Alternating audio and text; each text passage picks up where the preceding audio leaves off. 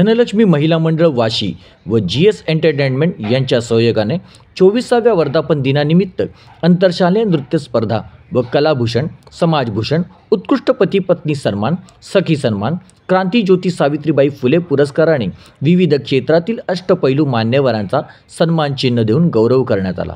या सोहळ्यास प्रमुख पाहुणे म्हणून राष्ट्रीय पर्यावरण संरक्षण समितीचे राष्ट्रीय अध्यक्ष विजयराजे ढमाळ, ज्येष्ठ समाजसेविका उषा दत्त, SK ग्रुपचे संचालक डॉक्टर संजीव कुमार, अभिनेते संजय खापरे, अभिनेते देव अग्निहोत्री, आव्हान न्यूजचे संपादक सुबोध कांबळे,